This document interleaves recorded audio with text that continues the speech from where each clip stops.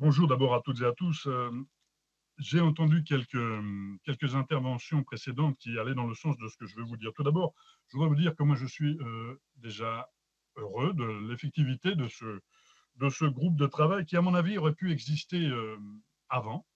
C'est un groupe pluriel, c'est bien, c'est un groupe qui se veut constructif et je pense que, pour ma part, je serai dans cet esprit-là parce que la période appelle cette construction, mais appelle aussi et surtout la concertation.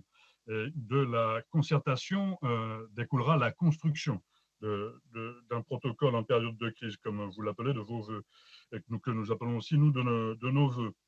Alors, vous l'avez dit, Monsieur le Président, vous avez fait avec ce que vous aviez, avec les moyens du bord. Bah, écoutez, moi, je salue effectivement ce qui a été fait avec les moyens que vous aviez. Et ces moyens-là sont effectivement restreints.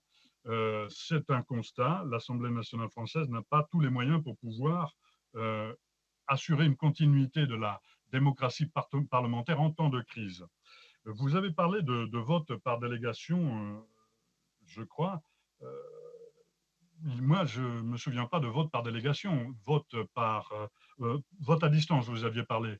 C'était plutôt des votes par délégation, c'est-à-dire que des représentants de chacun des groupes avaient les voix pour le reste des députés des groupes. Et c'est là que ça pose un problème, parce que la République française est ainsi faite que le député est propriétaire de sa voix, et c'est important puisqu'il est représentant de la nation et effectivement d'une partie du territoire de la nation. Et donc, à partir de ce moment-là, il faudrait trouver les moyens numériques. Vous l'avez dit, il y a des solutions qui existent peut-être ailleurs dans d'autres parlements, il faudrait peut-être aller voir de ce côté-là, trouver les moyens de l'expression de cette démocratie parlementaire entière. Alors, un vote, peut-être pour le vote, mais pas seulement, pour avoir la possibilité, comme l'a dit M. Lagarde, que les gens ultramarins, notre collègue Jean-Hugues Gratonon de La Réunion, puissent s'exprimer avec des spécificités propres à son territoire, des problématiques propres à son territoire, lors de QAG, par exemple.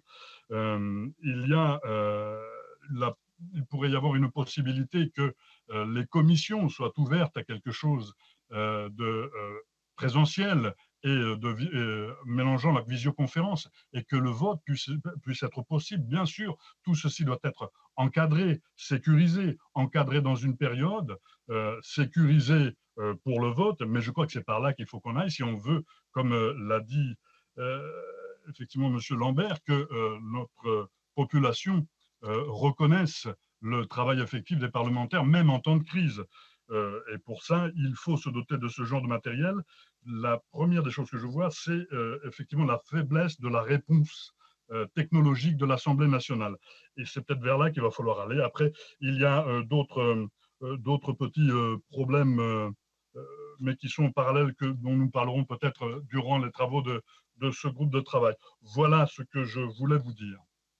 Merci, cher collègue.